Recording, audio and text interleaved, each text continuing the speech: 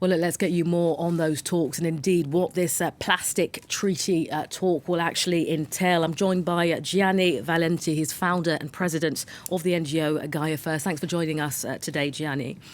I said it earlier in the headlines. This is being billed as the most important multilateral environmental deal in a decade now.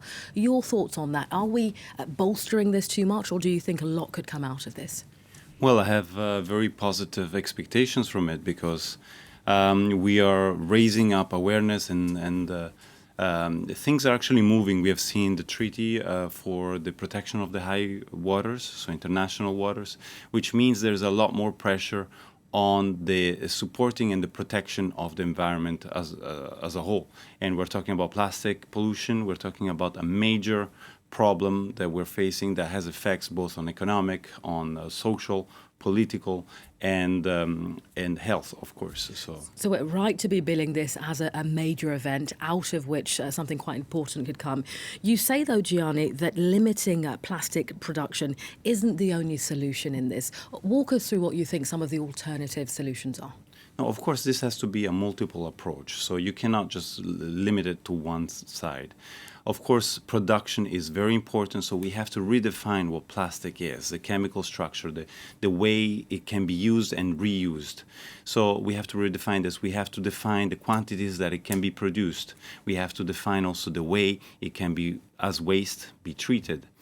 But we also have to tackle the existing problem that is everywhere, there is in the environment currently, which is the waste plastic that has been generated throughout the years and is accumulating in the seas and on land, which has a massive impact, direct and indirect, on the environment. In terms of food production, that's a place where you say is a major area in which, this plastic production is just a phenomenal amount. Yes. Well, food production, it is a very important aspect. It's not the only aspect, but let's say it's probably one of the aspects that can be tackled first. For example, plastic use in medical care and hospitals. Maybe that's something that can be done in a second stage, but the first stage is, for example, food. This definitely we can find alternatives. There's definitely overusage of plastic in the packaging. So this is definitely something we have to tackle straight away. And solutions can be done quickly and functionally.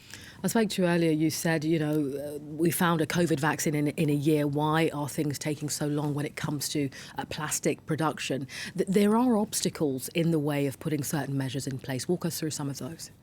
Well, the obstacles are, every single country has its own regulations and administrations that decide whether or not for personal and industrial growth to accept or not to accept certain laws and regulations. But I think if we impose like a moratorium, like an order of not, let's say, a date beyond which we cannot use a certain type of plastic or have a huge diversity of plastics. So this is one of the problems. One of the problems is we have so many different formulas of plastics which are still even undisclosed. So we do not know exactly how to treat those plastics. So if we close down the ranges into maybe a fewer range of plastics and we set a date and we say beyond this date, no other plastics are allowed. This will give us enough time to work on solutions on those plastics, ideal for recycling and also for production, and also limiting the quantities of plastic spilled out every single year. So you think that deadlines are key in kind of moving forward, deadlines that shouldn't be, gone past. Think of this city, Paris, where, millions of people living in it. Do you think that is enough as being done? Let's think of some of the measures that the Mairie de Paris has taken to prevent plastic. Your thoughts on those? Well, I appreciate the important steps she's taking in view of the Olympics. Some proposals are very important. Zero mono-use plastic, especially on the food and on the market side. That's very important because it's an important message that we are giving to the world. Because if we can do it, then this will resonate. So it's important to take important steps, pioneering steps, because by the example, other people follow. And also one small thing, by causing a possibility of change, we increase also the demand of the market.